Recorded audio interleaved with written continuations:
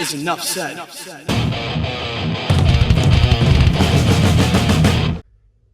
Happy Wednesday, Heat Nation. Happy Hump Day. It is your boy Ernest back with another Miami Heat Talk video. But what are we celebrating also today? Happy play-in tournament today. Guys, would really appreciate it if you can like and subscribe to the channel. We got a big one for you today, ladies and gentlemen, because today is the very first play-in game between the Miami Heat and the Philadelphia 76ers in the Eastern Conference. They play tonight at 7 p.m., and boy, is this a big one. Now, a few updates to give you guys before we get started. Let's start with Joel Embiid. So Joel Embiid has been questionable throughout this game. It's like I told you guys yesterday, I feel like he's going to play. He is. He was a full participant in practice yesterday. So for those people that were thinking, oh, well, he can do this if Joel doesn't play. Not happening. Joel will play. It's going to be tough, guys. It's going to be tough. You got Joel Embiid, you got Tyrese Maxey, you got those boys in Philadelphia. So it is going to be tough. The winner of this game will move on to the 7th seed and face the New York Knicks this Saturday. So you want to win this game. Not just because you want to get it over with, but because you want those extra days off. So the Miami Heat really need to go all in tonight. Now, there's a little bit of good news, a little bit of bad news. Like I reported yesterday, the bad news is that Terry Rozier, still dealing with that neck issue, will not play tonight. That's huge. That's huge because you traded Kyle Lowry to get Terry Rozier. But in this game tonight, one of the most important games of the season, the guy that you traded Terry Rozier for is playing with Philadelphia with Kyle Lowry. And the last time Philadelphia played Miami, Kyle Lowry had his revenge game. Now, I get it. Jimmy wasn't playing. Tyler wasn't playing. Kyle Lowry did his thing. But tonight, this is not the beginning of a 7-game series, you guys. Tonight is a one game off. And the Miami Heat have proven all season long with these type of games, they fail. During the regular season, these last 2 years, the Miami Heat have not been the team to depend on. Now, I get it. They whoop ass in the playoffs, and the playoffs technically start today. But if we remember last year, that first play-in game, the Miami Heat didn't really do that good against Atlanta. Jimmy Butler was not in playoff Jimmy mode. Himmy mode, as we like to call it. Now, with the bad news comes a little bit of good news, and I'm rocking my boy, Baby Duncan Robinson's jersey, because Duncan Robinson will play tonight in this game. So will Kevin Love. And ladies and gentlemen, that's huge. Why? I understand it sucks that we don't have Terry Rozier, but you do have Tyler Hero playing. And ladies and gentlemen, let's be honest, Tyler Hero and Terry Rozier are basically the same player.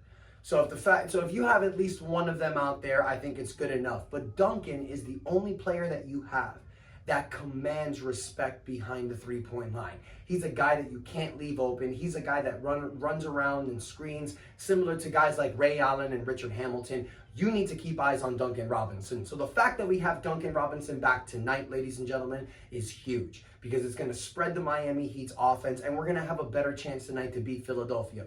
We can beat Philly.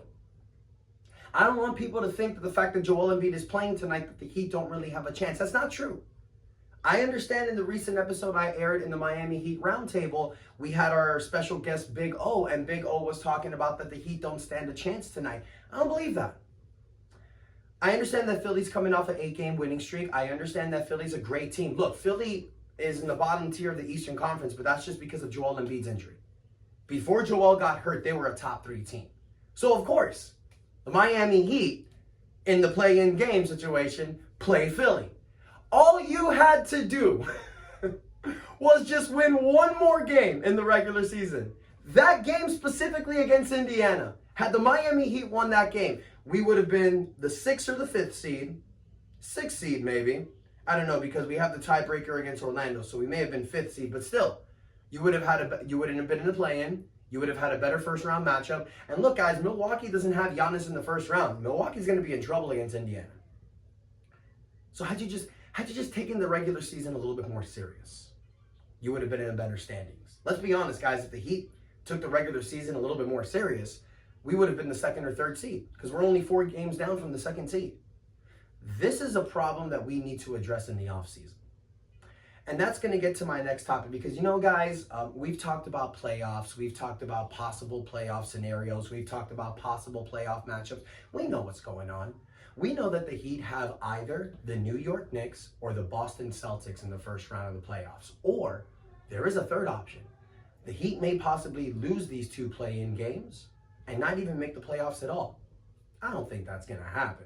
I don't see Chicago or Atlanta beating the Miami Heat in the second play-in game.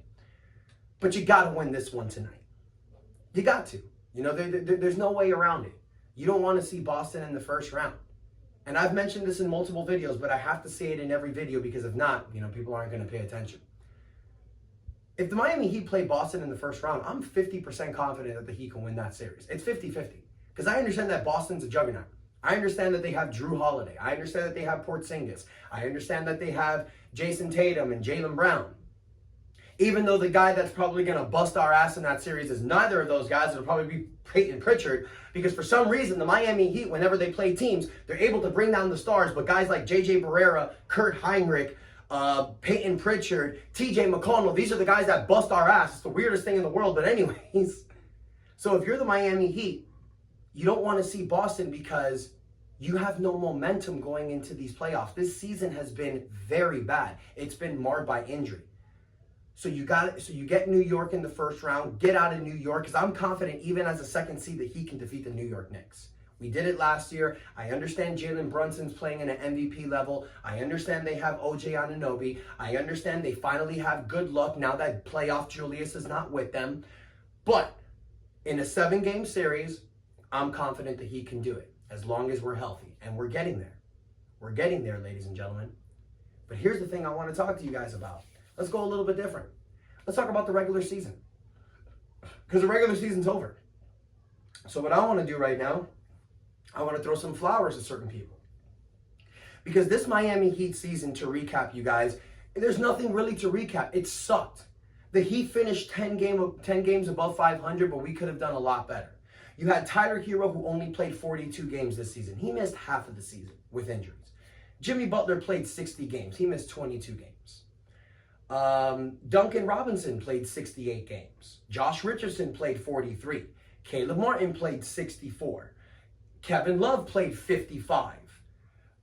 Bam Adebayo and Jaime Jaquez are the only two players on this team that cracked over 70 games. And the only reason why Nikola Jovic didn't crack more than that amount is because he just didn't play a lot of those games earlier in the year. But speaking of Nikola Jovic, these three names that I just mentioned, Bam Adebayo, Jaime Jaquez Jr., and Nikola Jovic, these were the three bright spots of the Miami Heat season. Because you had Jaime Jaquez break out in the first half of the year, and he's showing signs of that again going into the playoffs. That's big. Nikola Jovic was a guy who couldn't even crack the rotation, would start a little bit, DNPs a lot of game. He's been starting these last 20 games of the season, and he's flourished next to Bam Adebayo. I think the Miami Heat have found their starting power forward moving forward. You're going to go with Bam, you're going to go with Jovic, and you got to get somebody who can contribute off the bench. Hopefully the Heat can pick up Zach Edey in the draft. We have other options as well. But you got to get a big man this draft or this offseason. That's just a fact. But look at that, you guys. Look at these numbers I just threw at you guys.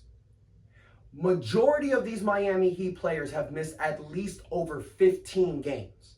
And the fact that we are 10 games above 500, the fact that we are still in it, the fact that we are 4 games down from the second seed, tells me that in the 7-game series, like I've mentioned all year long, nobody wants to smoke. Because, ladies and gentlemen, even those people knock us down, even though Kendrick Perks say that we don't have a chance, even though Stephen Smith says he wants the New York Knicks to get the Miami Heat in the first round to get revenge, even though everybody is knocking us down, there's a beautiful song out there that says, "And I'll rise up." Like a phoenix from the ashes, ladies and gentlemen, this Miami Heat team will rise up in these playoffs. I'm confident. I believe. Because Jimmy's healthy. He's got a squad of dogs behind him ready to go. As long as we get Terry Rozier right for the playoffs, I'm confident, y'all. Because we have stuff that we didn't have last year in the playoffs. We have a better support system around Jimmy Butler.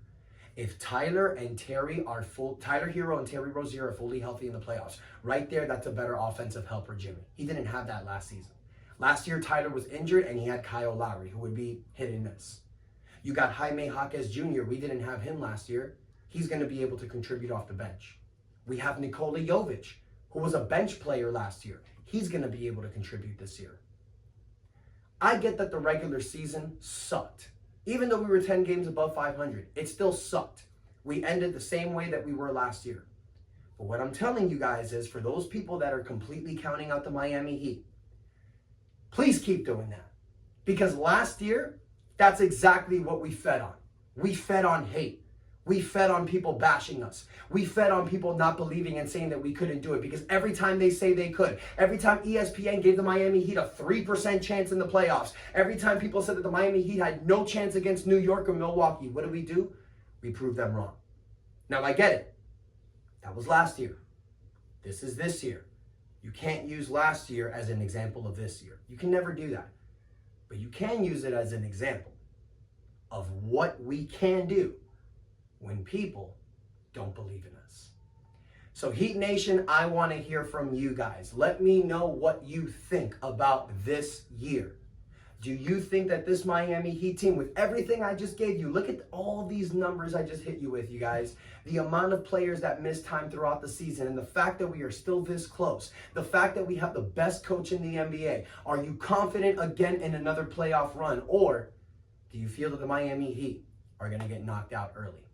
Let me know what you think about tonight, you guys. You think the Heat are going to take it to Philadelphia? I think the Heat are going to get this dub. I'm confident. I know we can do it. Let me know in the comments what you think, you guys. Don't forget to like the video. Don't forget to subscribe to the channel. Thank you for those that do support me. We just hit 3,400 subscribers. Thank you guys so much for that. But let's keep this ball rolling to 4,000 subscribers. Thank you for the love, you guys. And your boy Ernest out. That's enough said. Stay positive, Heat fans.